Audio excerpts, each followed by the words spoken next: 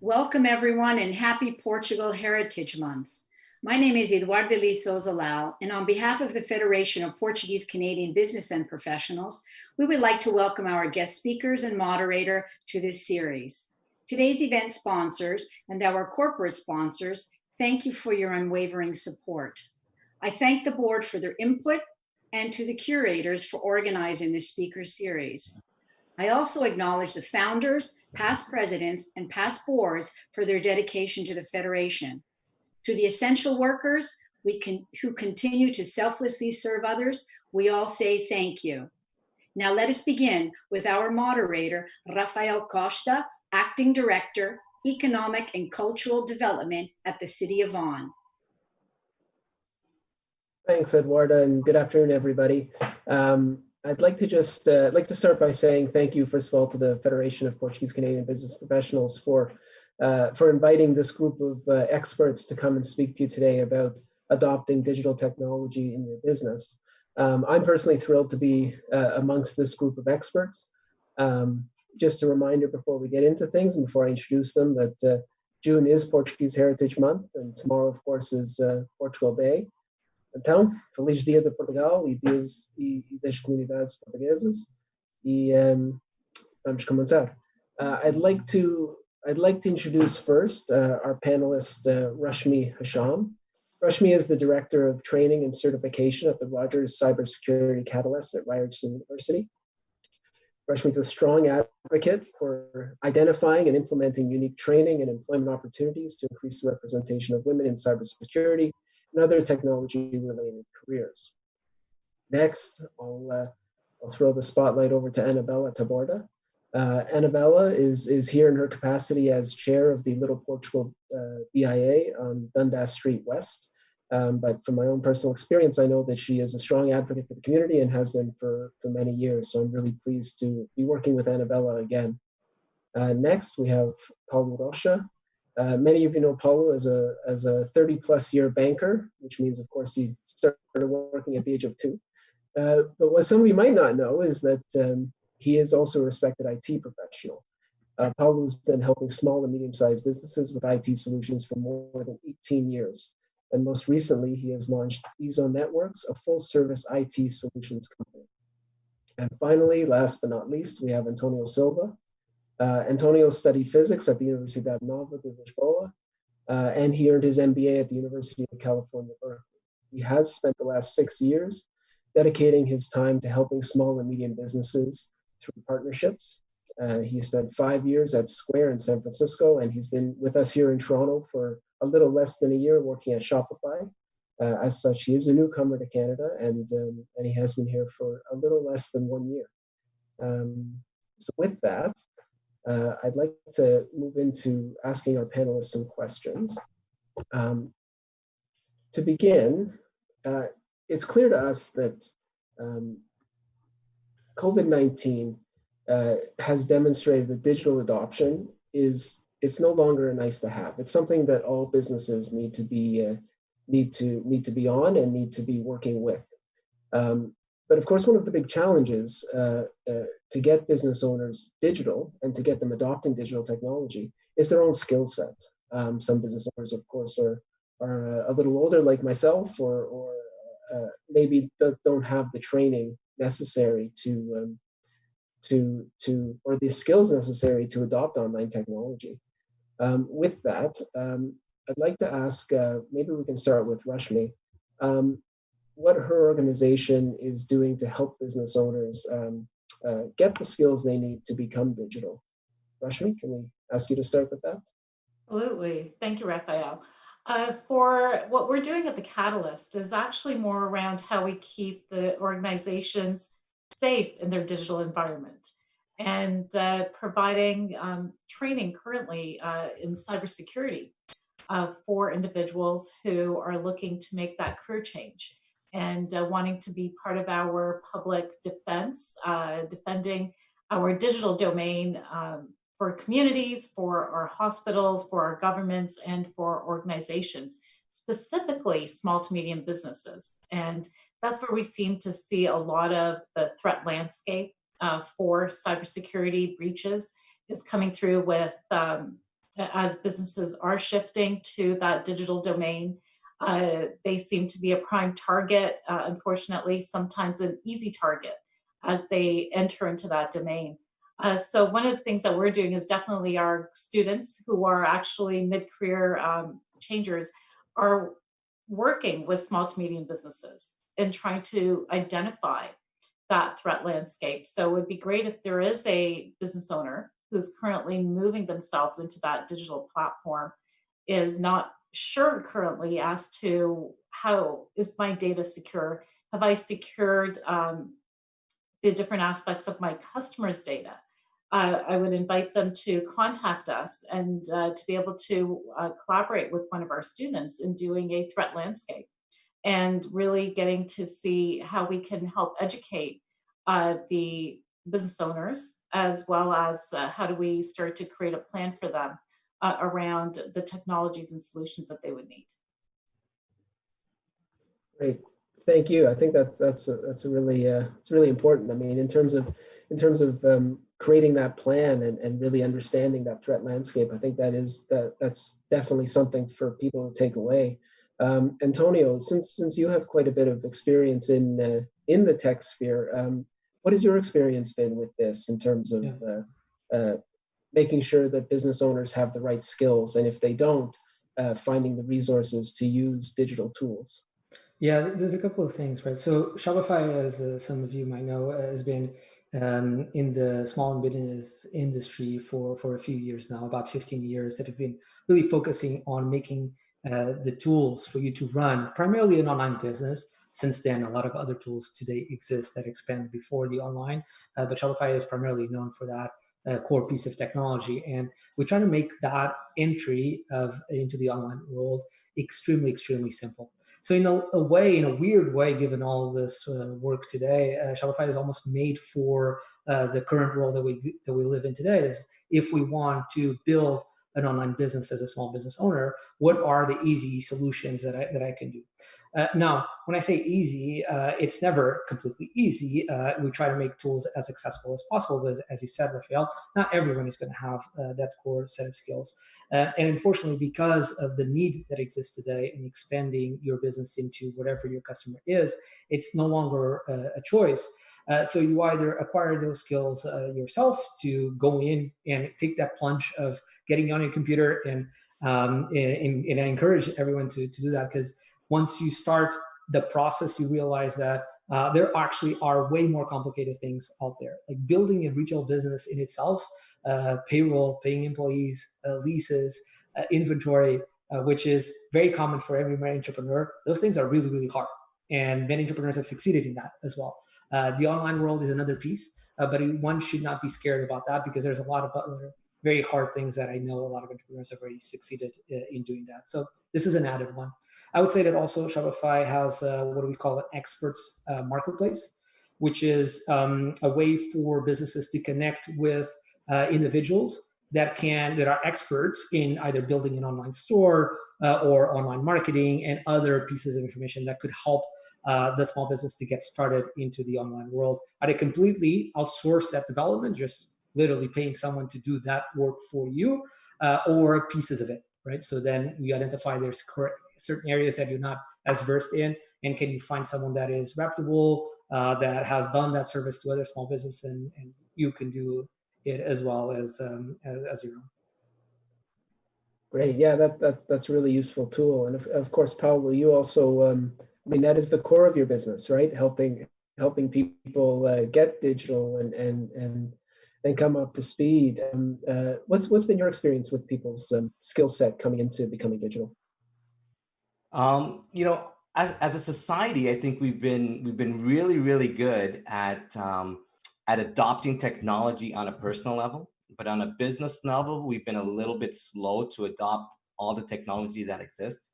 And I'm not even talking just at small business, even big business, banks. Banks have been slow to adopt, work from home technology. And I think we as a society got a little bit flat-footed with COVID, but technology is there. It's fairly easy, but not simple to set up. And so, with these zone networks over the last little while since COVID hit, we've been really busy setting up secure remote work locations. So working from home, making sure that that work data is kept separate from personal information, and that it's kept secure, so that there's a secure link between all the remote locations and maybe the central office as well. So that's been keeping us busy, and then also setting up exactly what we're doing right now. So video conferencing studios in home. A lot of businesses are trying to set this up. It's been a little bit complicated, because of the supply chain problems related to COVID. So a lot of the hardware needed for streaming and for video conferencing is sold out or on back order right now. But those two things right now primarily are what we're finding that we're the busiest at. Yeah, that's really interesting, and I think from what I'm hearing, obviously security is something that that people haven't necessarily thought about when they are looking to go digital.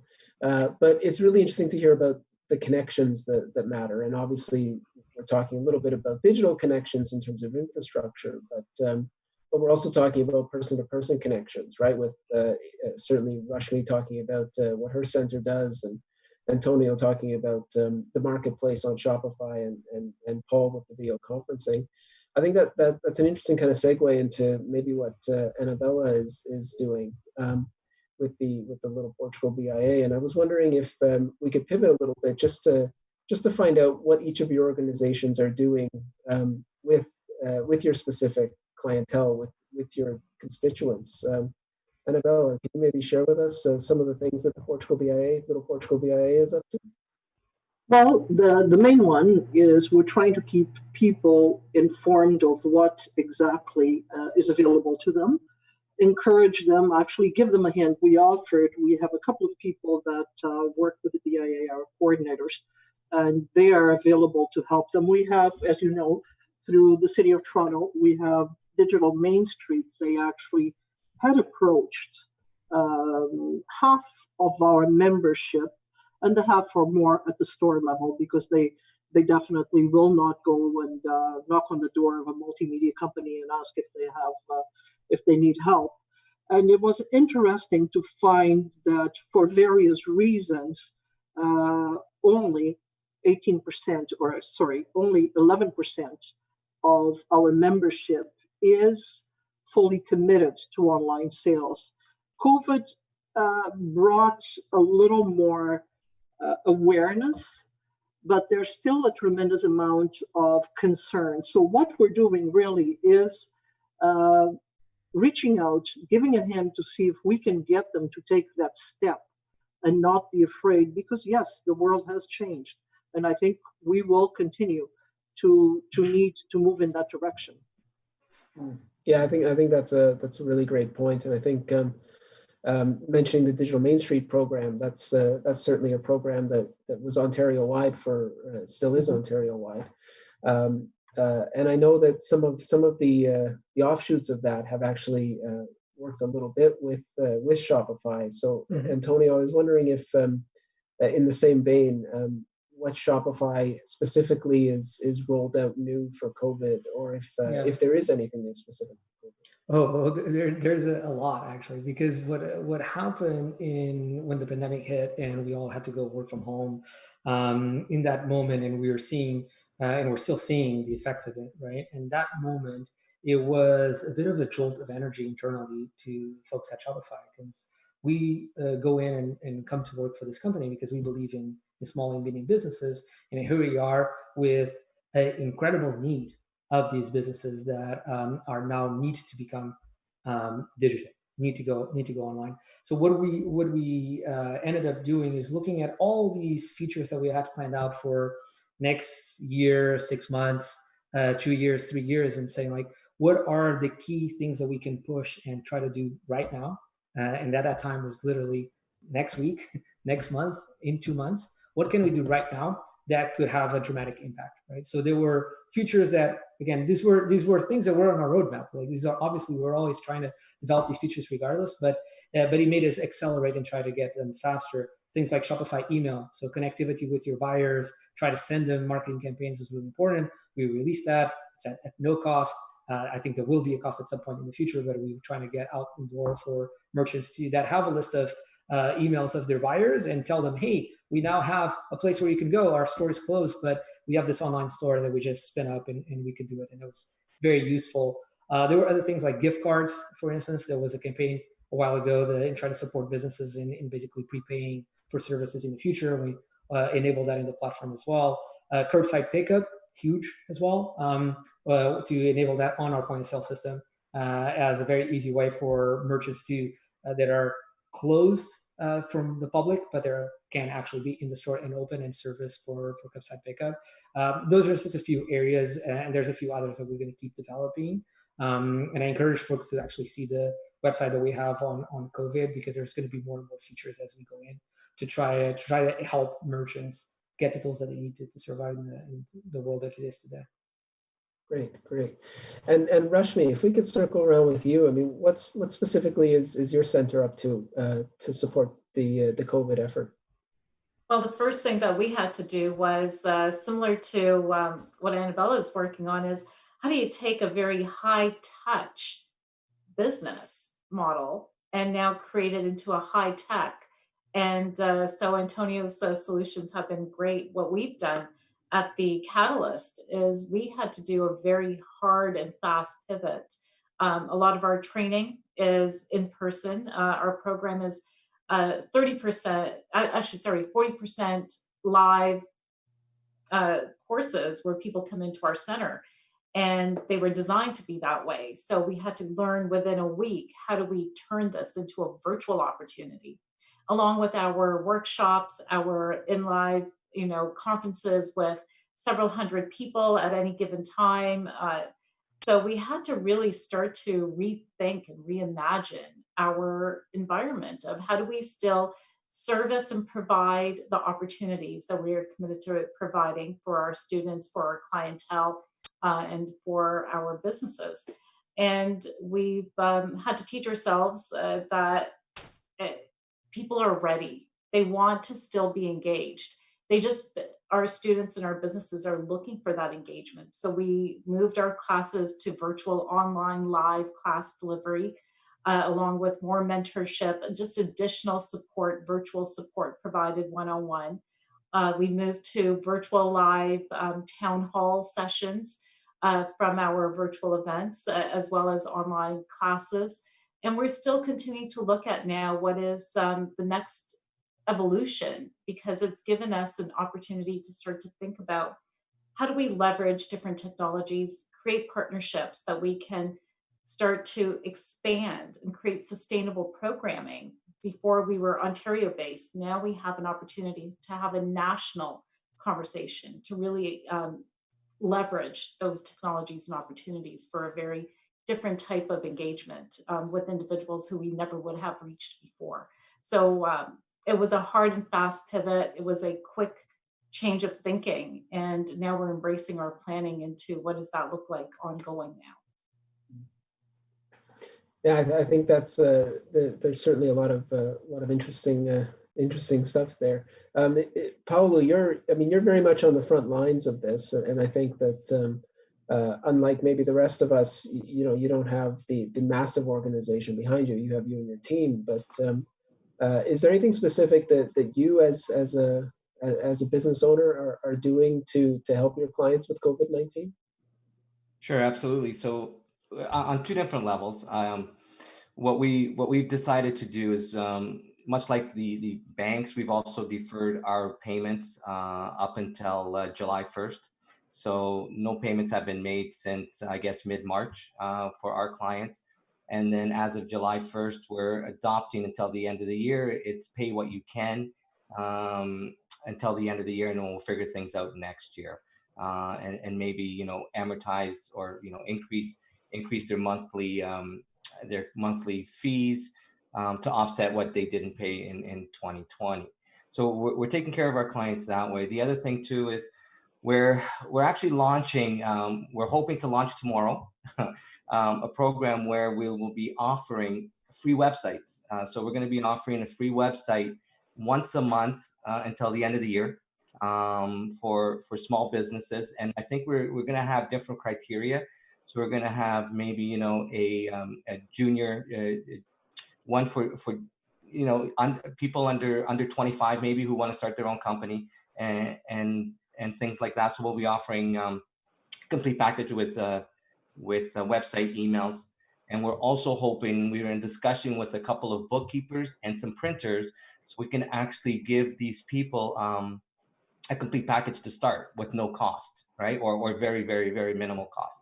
So they'll have a website, they'll have emails, they'll have bookkeeping services and business cards ready to go I mean, I'm looking at something like maybe for, $25 a month or something like that, or even less than that. So that's what we're looking. We all have to pitch in.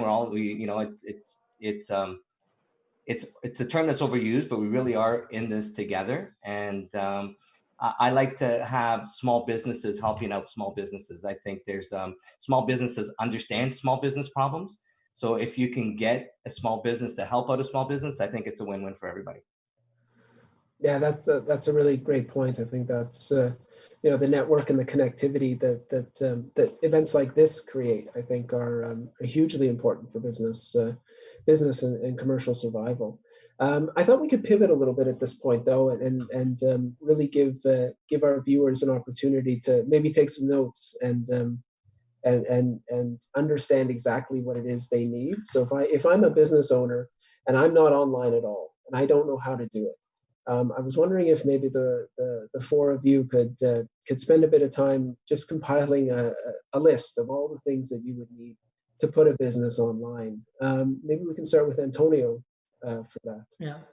The first thing I would say, like, since we are talking from the lens of someone that has a retail business, is you'll hear a lot of these words about e-commerce and payments and marketing, but I think it would be a better way to just think about it as a different storefront. Right? So if I'm a retail business and I want to build another storefront in the physical world, that means finding a location. That means then putting your products out there. That means marketing to your customers. Somehow it may be actually just making the storefront pretty enough for people that pass by, right? All these things are not that dissimilar from the online world. Right? If I want to build that storefront online, well, then I need to have a place for it. You'll find an e-commerce platform can be a way to do it, or you can have a company to actually build a website in many different tools. Regardless of what that is, now you have a presence, right? You have some kind of address that people can go, very similar you can do in the retail environment. Then you have to start thinking about, well, same way in a retail environment, I want to take payments of someone that come in to the door, and you think about having an actual physical point of sale and a card payments of some sort, and maybe have an agreement with the bank. That's not dissimilar, again, in the online world. You need to have a way to accept that payment. You need to have a secure embedded form of some sort, or you have a complete package that also already brings that over with you. And now you can accept payments, which you'll go through some kind of process. It depends a bit on the process that you select. Then finally, I would say a third, maybe I'll go into a fourth pillar as well, but a third one would be reach your customers where they are. Right? Now that you have a storefront, great, but how are people going to discover that website?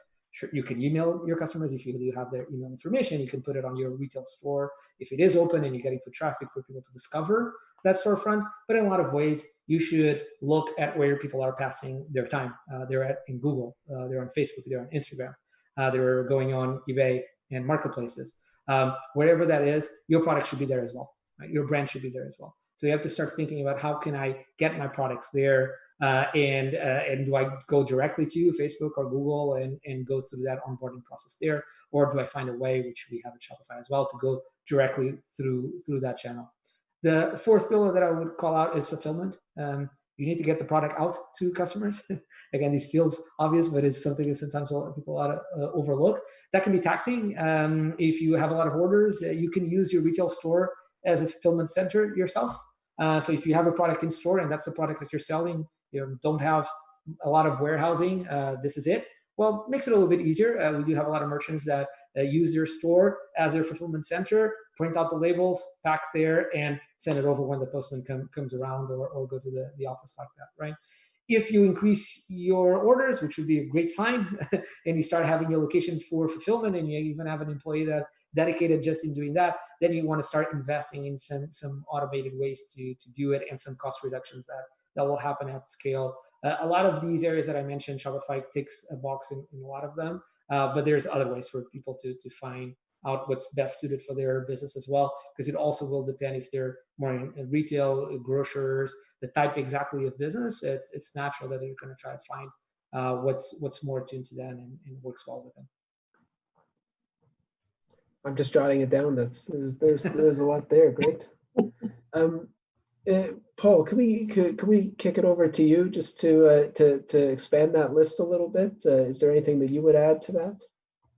Sure, absolutely. I mean, so so obviously getting online is the first step, and that sounds silly, but considering what we're in 2020, but many businesses, especially in the Luso-Canadian community, have no or very, very limited online presence. So the first step is to get online, buy your own domain. So get your businessname.com.ca. Make sure you have that. Make sure you're not using Gmail. I'm a heavy proponent of, I mean, you can use Google services, just not Gmail as your business email address. I mean, if you want any kind of reputation, if someone sees your email, is a Gmail account, you may lose a little bit of points. And when you're online and it's a little bit harder, you don't have that physical closeness to kind of read somebody. So they're looking just at your website and they see your Gmail account as your email. They may choose not to do business with you. So those things I think are important. A couple other things I think that are super important today that sometimes get overlooked is chat. You want to be able to have clients reach you, like Antonio said, where they are, right? So if they're on your website, email, yeah, they can send you an email, but why not have a chat option right on your website so that, they can reach you or somebody that's monitoring chat and start a conversation right away. I think that's important. You can integrate Facebook chat with your website. I think it's a must in today's society. I also think that, setting up, I have clients who still have Rolodexes and they have these huge Rolodexes full of contacts, phone numbers, addresses. I mean, they know exactly where it is and how to get it. On the digital world, you really want some kind of a database where you can store all your contact information so that everybody in the organization has access to it.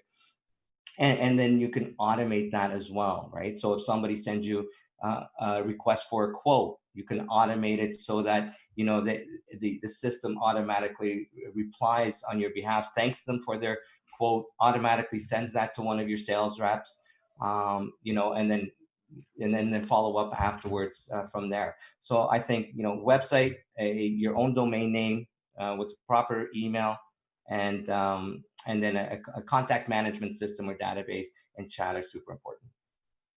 Yeah, that's great. I mean, the contact management is something that I think often we overlook, right? And I think it's just kind of a second thought, right?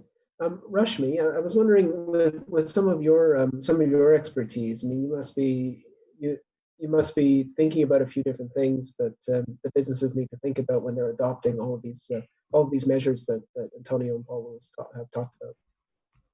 So adding to what's been shared, I would definitely encourage for businesses to start looking at privacy and privacy in terms of I'm moving online. I'm going to start interacting with my customers. I want to build trust. So that trusted relationship that we would have in our high touch world. But now, when people start to move their businesses online and they want to communicate with their customers, they start to ask their customers a lot of questions around what's your birthday? Are you male or what's your gender? How often do you shop here? And a lot of questions that become privacy issues. And start to really think, why do I really need to know that information? And where am I going to capture this information? And where am I going to put it? And then how do I justify to the customer that I own this data of theirs? Because now you're dealing with personal private data that you're capturing, that you're requesting for an interaction that doesn't possibly ever need it. But businesses want to collect data. They want to get to know who their customers are. They want to know why people shop with them. And in that need for analytics, we seem to have crossed over into issues of privacy. So as a new business coming online, please, start to take a look at, why do I need to know this information about my customer, or what information do I really need? And now provide assurances to my customer that I am protecting your data. The next part is looking at that, once you've dealt with the privacy piece, is the trust piece of, I am now going to request for an online transaction to take place. And Antonio provided a solution through Shopify, which is a great platform. Paulo actually also discussed around, that interactive piece, but how am I going to charge you for this? And how do I authenticate that I am real? That what I am asking for you, I am not the hacker who set up a fake shop. I'm the real deal. So maybe looking at tools that authenticate the purchase, that provide you with a trusted relationship between you and your customer. So the customer knows that you are who you say you are. So those are the two main areas that my recommendation is for small businesses, is building your trust and the digital trust with your customer. Because the moment you establish digital trust, that is when you have repeat customers. And that is also when you start to see the referral business come back, because they had a good experience, they trusted you, and now they will come back. And that's probably one of the biggest hurdles that small businesses currently face as they start to enter the digital domain. Yeah, that's certainly interesting. And I think it got me thinking a little bit about maybe about your context and with all this, with all the new technology available and all the new business models to be adapted. You work very much in a bilingual context, and I'm wondering if you would add anything, given that context, to the list of things that were talked about. I think so. I think one of the things that I would start, and I would say to a business, if they are considering going online, is do a business plan. Who is it that you're trying to target? Is it Portuguese? Is it English? One thing is to have a door open, and anybody that comes in, I will serve. The other one, who am I going to focus on? Or is it everybody? Especially here on Dundas, where you do have people that only speak Portuguese. There are businesses out here that we help on a daily basis that don't understand English all that well, and yet they can have online presence. That doesn't mean that they won't be able to service both languages, but I think the most important thing is, what is your goal? What are you trying to do? How are you going to adapt as you go online and you find that it's a different type of business completely? So yes, you do need all the things that have been mentioned. You need excellent partners. You also need trust from the people that are providing you with the IT services, with the financial services, and you need to be able to communicate. So that would be, I think, here, one of the issues that I find to be the toughest. People seem to be quite at ease with Facebook, which is quite interesting, and then they block when it comes to anything else. And yet it's the same keyboard and the same screen that we're using for everything. And they seem to have great difficulty on breaking that shell and actually then being able to talk to somebody. But I think if there's a good business plan and understanding of where you're trying to go and what you're trying to do, it is quite doable. I think that brings up a really interesting point, because one thing that I'm hearing when I hear this list is, at least I know in my work, a lot of businesses ask, well, geez, that sounds like a lot, right? And I'm really used to working a specific way. I'm really used to delivering my services a specific way.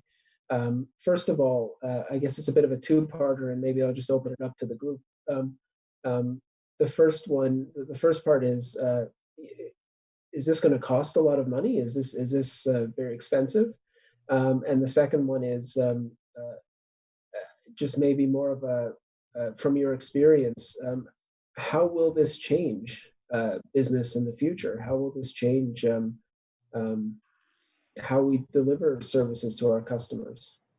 Rafael, if I may, I'd like to also share a quick anecdote of at Shopify and I think we've said this publicly, but we think that, or we say this internally, that 2030 just got pulled over to right now. We want to believe that everything's going to go back to normal. I think I share that. I think we all do. Like it would be great if that was the case, and we can hope. But personally, I think that's a bit of wishful thinking. I think the world has changed, and it won't go back to normal, or what we think normal is going to be different than what it was right now. That is not to say that we cannot have a very successful small business with the practices that they've been successful for the last 15 or 20 years. It's completely possible. They have a good product. They have a good customer base. They've been able to adapt somehow. I mean, that is possible. I'm not being fatalist in that way. But what I'm saying is that to be a hyper successful business in the future, to really stand out, it will require those efforts of digital. It will require those efforts of finding the customer where you are. And you need to find that adaptability. But I would say that building an actual physical business, in my opinion, is way harder and way more expensive with a lot more risk than trying out an idea and a website online and pulling that up. So for someone that already has put in all that effort and paid those dues and actually now knows how to sell, right? Now I know what product, what that is. I know what that service looks like. I've been successful at doing so. So that should only inspire you the confidence of taking that leap, not the other way around. If it's a complete net new business, that will be another aspect. But the costs of the online world and the iterative way that you can try out, because you can change your website, you can move things around. It's a fraction of the costs that exist in the physical world. Great. Sorry. No, please jump in. Just adding to that, I think we've seen a lot of small businesses embrace pieces of that digital world. You know, we've seen the restaurants step up, and they partnered with Uber, they partnered with Skip. We're seeing them finding new modes of saying, I'm going to enter this realm in a way that I never imagined I would. I'm going to learn it because it is important for me to thrive. And they're finding their way through. So we see these smaller or the restaurants coming up. And I think, you know, if we look at the food industry as maybe they've taken a leap of faith. For many restaurants that were never part of that, they've taken a complete leap of faith to exist and that desire. So maybe for other businesses to look at that model and to say, what is our model in that digital realm that is low cost, but yet high, allows us to touch many that we could never have touched before. And to start really thinking about that, because there are platforms that exist that allow for you to go in small steps and to test and keep testing without having to make that big investment.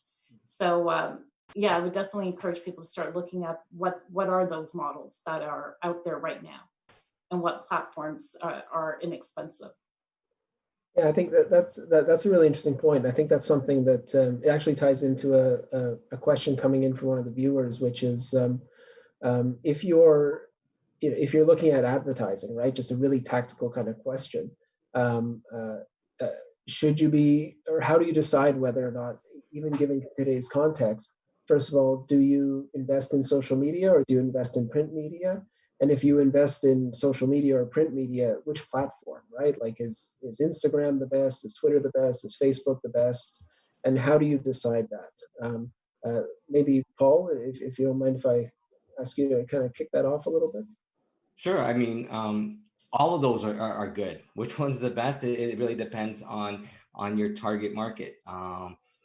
I mean, I'm a heavy believer in online marketing, but not even just to the extent of, you know, Facebook ads and Instagram ads and TikTok ads, not even just at that level, but, you know, getting involved in online communities and letting people know what your expertise is and what your products are online. I think those are huge. But I also think that traditional media plays a key role as well, right? So while we may not, you know, pick up a newspaper like we used to any longer, I still think that most of us, because we don't get that much anymore, but the mailers that we drop off in mailboxes, you know, those little flyers, the paper-based flyers, right? We don't get those anymore. So when we do get them, we actually we read them, right? Whereas if it's an email, well, we get tons of email, and sometimes we get bombarded with emails. We may not look at the email at all, right? So I think all of those are good, and each one of them brings brings a little piece to the entire puzzle of online marketing or marketing in general. But I think, Facebook and Instagram, depending on your target market, YouTube, giving, there's a big push right now online to inform people, to give away free advice, right? Whereas if you're giving advice away for free, you're going to be seen as an expert in that field.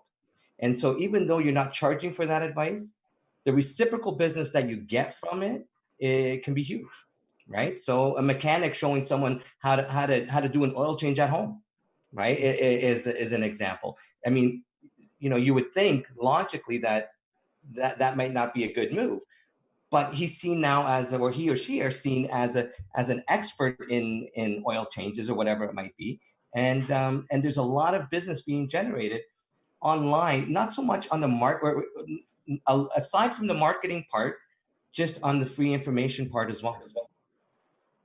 Yeah, that's a great point. Annabelle, I was wondering if you could weigh in on this, given what you said very, very wisely about a business plan. What are some of the elements that would be in that plan to help you understand whether Instagram is best for you, or Facebook is best for you, or showing someone how to do an oil change on YouTube is best for you, or just running an ad in a newspaper? In the newspaper, I think the main thing is that all of these platforms, and we can add Twitter in there as well, have different types of people that look at them and that benefit from them. I find, for example, right now, this is becoming extremely useful, and this is in the Mimico area, where some local residents have started Let's Help Our Businesses Facebook groups, and they actually become extremely creditable because they are the ones, it's the consumer that's doing it. However, let's not fool ourselves, the business owner is behind it, feeding the information in order to be able to get that exposure. Here on Dundas, I know that there are some community groups there. It is a bit difficult because when we're talking about the business plan and when we try to actually speak to some of the older business owners that have a hard time with technology or accepting technology, they sort of touch it and then run away. They have major issues actually with cybersecurity because they don't even understand that they have to turn off their banking platform before they allow people to use their computers, and some of them get hacked really, really badly. Having said that, that doesn't mean that these people could not be online, and actually a lot of them are already on Facebook and Instagram. So if we break that shell and get them to really understand that what they're doing for fun can actually be something that, well planned, can help their businesses, I think there could be a lot of momentum created even on the older ones. And I think that all of these platforms have a lot to offer. It depends really where you're comfortable and where you feel your friends are going to. Yeah, thanks for that. And I think it's, what I'm hearing, of course, is, and this is something we all know, that, work is changing, right? How we buy, how we sell, how we do our day-to-day jobs is different, right? Whether you're a small business or whether you're a big business like Shopify. I guess two questions coming off of that. First is with that kind of sudden shift, what are some of the risks? I mean, we made that list of things that a business would need to go online, but what are some of the risks of that? I'm wondering if we could maybe start with Rashmi on that question. You mean like the risks of we've all shifted and we're working at home and all our technology is sitting in our homes, easily now hackable, to put it in the best way. We see situations and stories constantly that during the time right now is the time that hackers are the most active that we've ever seen. And they're finding their way through our home network. networks. We're doing work, we're protecting our IP, our unique intellectual property, or we're conducting, to Annabella's point, the shopkeeper's checking his bank account, leaves it open, and they tunnel through your home Wi-Fi because they're sitting outside your house and they can tunnel in very easily because of our security protocols are very low at home. Because we don't think of our home as being the fortress that it should be. But this is where all the data is residing for work, for our business finances, our communications with our employers and employees, to our associates, customer data. And then we also have our home finances potentially residing on exactly the same laptop with the same passwords on the same Wi-Fi network. So we need to really secure our home network the way that you go around your house every day and you lock the doors at night and you alarm the house. You got to figure out how to do that with your digital presence within your home. It's also, we're starting to see a lot of kids using the parents' home laptops, and they're opening up portals that they shouldn't be. They're gaming, they're downloading onto those work laptops. And again, that is becoming a key vulnerability. So even if you're running your small, medium business from home, those are areas that you need to seriously consider as to how do you fix it? How do you improve those networks? And it's great that we have Paula on, who he can provide some of that insight. But you really have to start to look at, what have I left open? Have I updated my cybersecurity?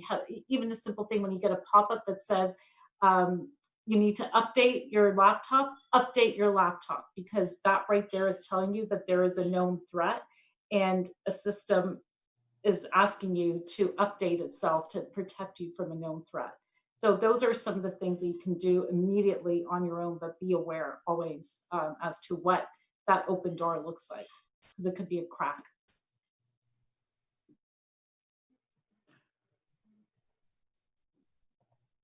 I think we lost Raphael. I think we did. I think you have a very good point that people don't understand, and like even younger people don't understand the dangers of public Wi-Fi and not changing their passwords. For God's sake, change your password as many times as you possibly can do it. Use complex. If you can't keep your passwords in your head, use a password keeper. Use something that will help you. And definitely your home, as you said, it is so very true. It's your castle. So if you do not protect that Wi-Fi, you're in trouble. And change it often as well. Yeah, no, I completely agree. And I mean, I'm a big proponent on complex passwords. I mean, if you talk to anybody that I talk to, I'm always hammering complex passwords. Use a password manager. Use two-factor authentication. Mm-hmm. It's a pain. It is. It's a pain. Security is a convenience trade-off, right?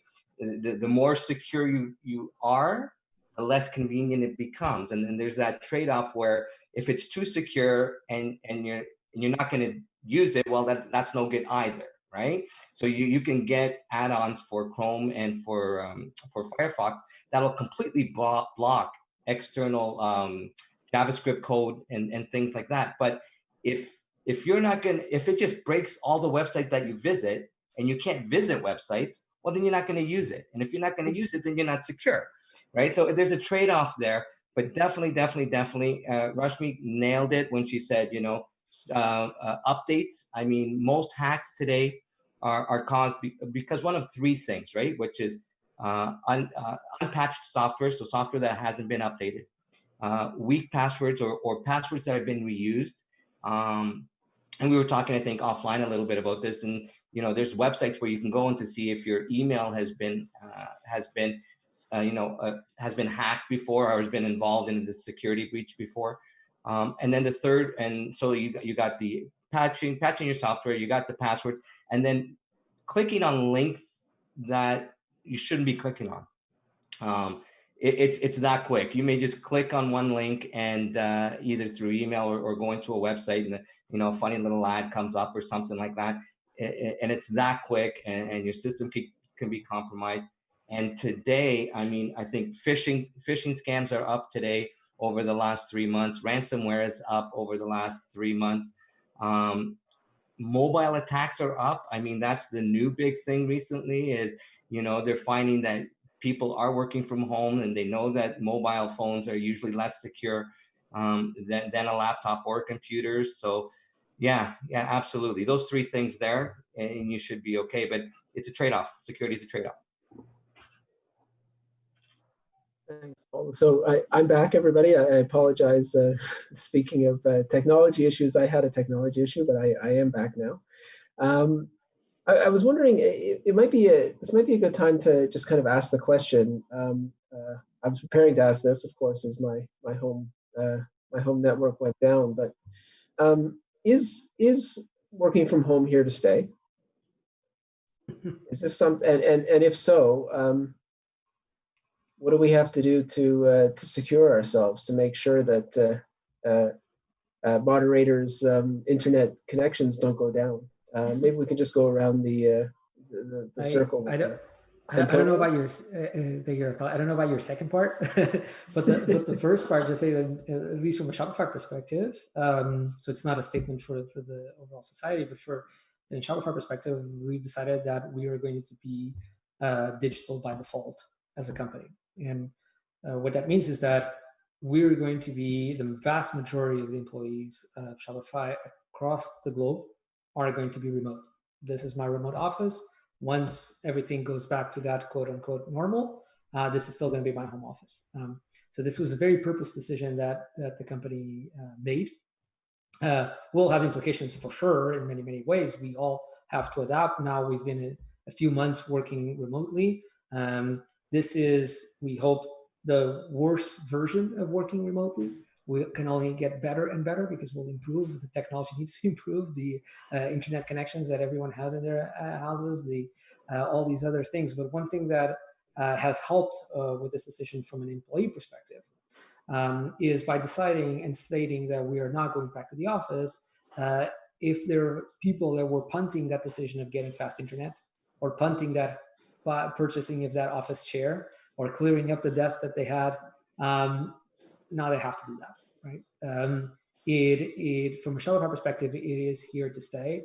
I think that many of the companies will have a version of this of some sort. Maybe they'll not go all the way into working remote by default, but I think we're all going to find out that many companies and many employees are going to find out that they can operate in a productive environment by working remotely, and there's advantages in doing that as well on the personal level. So I think it's going to be way more common to work remotely, which will have implications in businesses as well, these heavy downtown businesses. What's going to be exactly in downtown, but the benefit of the more suburban areas where people used to live, having now more people around, right? So there's going to be a little bit of a shift that it's going to be interesting to see what's going to happen. Yeah, and I wonder, maybe Rashmi, you could chime in with this, because I know, given your work at your center, you do some work on the future of work, correct?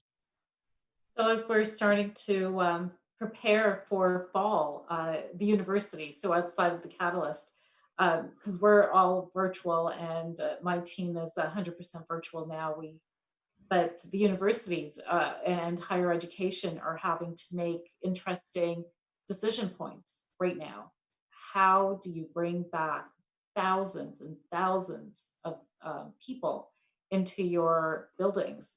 And so no perfect answer has been created. No answer has been created as to what the fall will look like. But as we start to look at the future of work in cybersecurity and additional opportunities that come out of it, definitely there's an impact on commercial real estate. And what does that look like to the economy? We're so heavy on commercial real estate opportunities. So that's going to be interesting. A lot of companies and organizations are moving to a hybrid model. Some employees work on days 1 3 and 5, they can come into the office. Other employees will come in on day 2 and 4. How do you decide who's coming in, or do you just say you come in when you want to come in if you need that that interaction with your colleagues? So I think we're starting to realize that we can work from home. Not all of us were prepared, so there was that initial upheaval, but now we're settling in.